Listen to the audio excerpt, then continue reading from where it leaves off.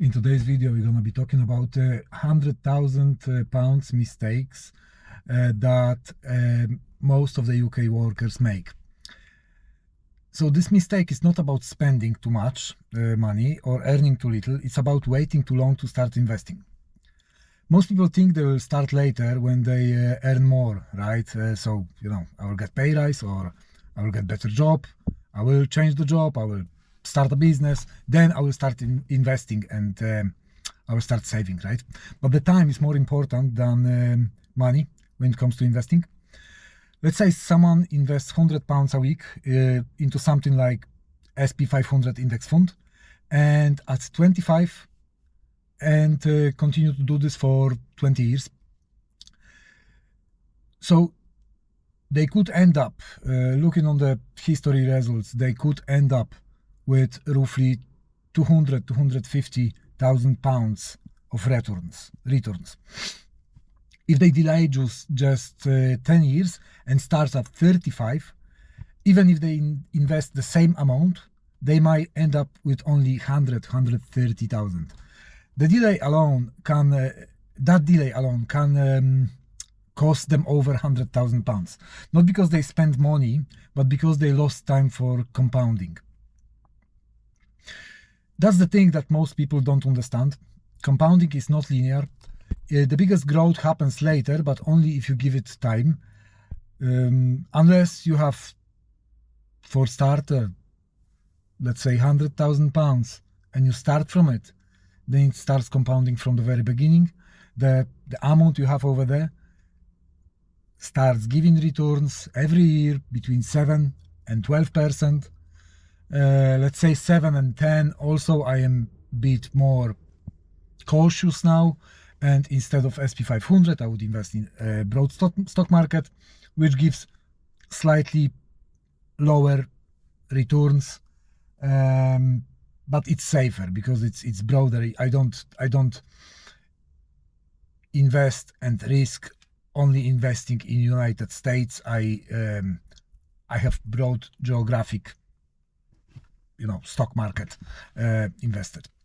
Yeah, anyway, obviously it's not an advice. It's something that I've learned, that is one of the basic laws from personal finance, and I thought I will share it. So yeah, at the same time, many people keep money in savings accounts earning 1 to 3%. Recently, interest rates were so low a few years ago before they went up, right? Because of the COVID and everything that happened later, and now the war in Iran.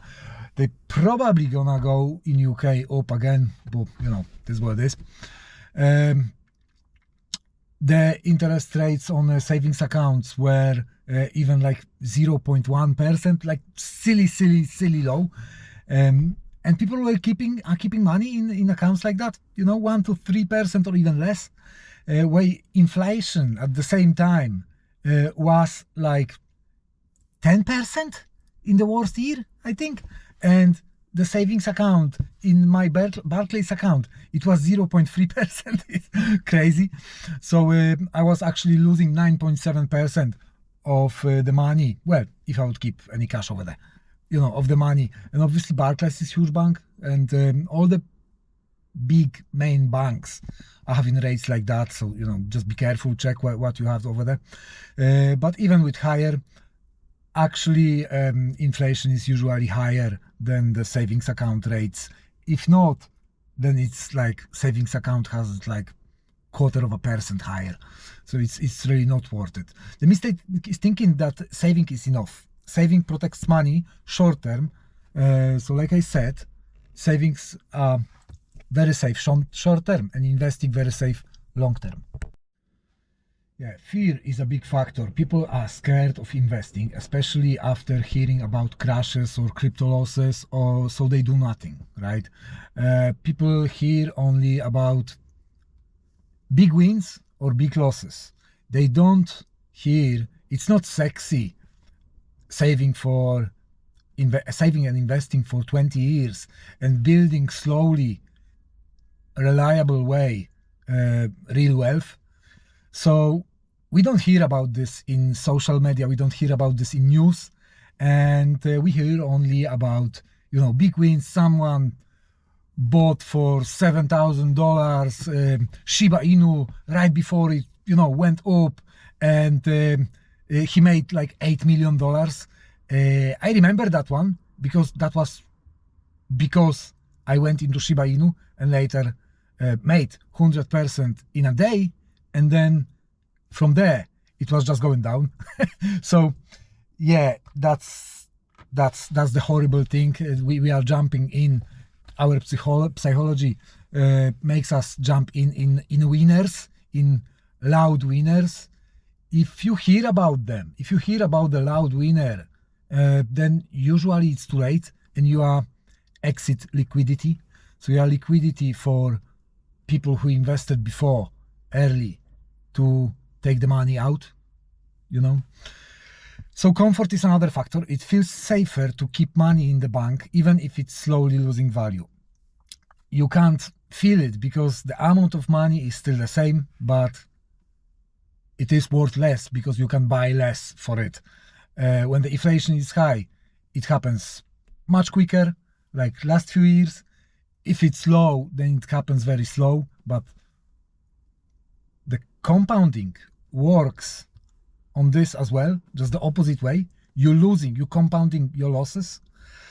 Yeah, so never keep big money in a savings account or just as a cash.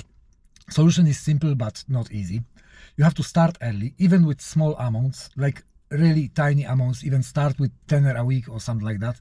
You don't need to be perfect, you just need time in the market, because time in the market beats timing the market. So don't try to buy when it's low and sell when it's high. No, just buy everything regularly, every week, every payday, every month, whatever it is. And yeah, so even the 50 or 100 quid a week can make a massive difference over 10 or 20 years. People who win financially are not necessarily the smartest or highest earners. They are the ones who start early and stay consistent. So in list of, I think Dave Ramsey was talking about this. In list of 10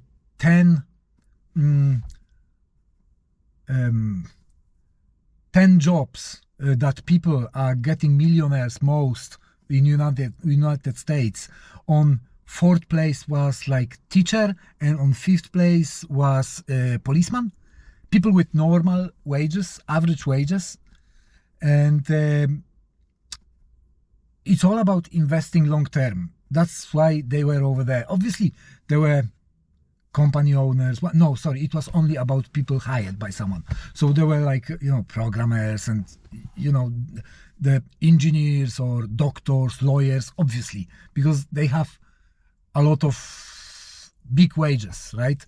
But some of the jobs were really unexpected.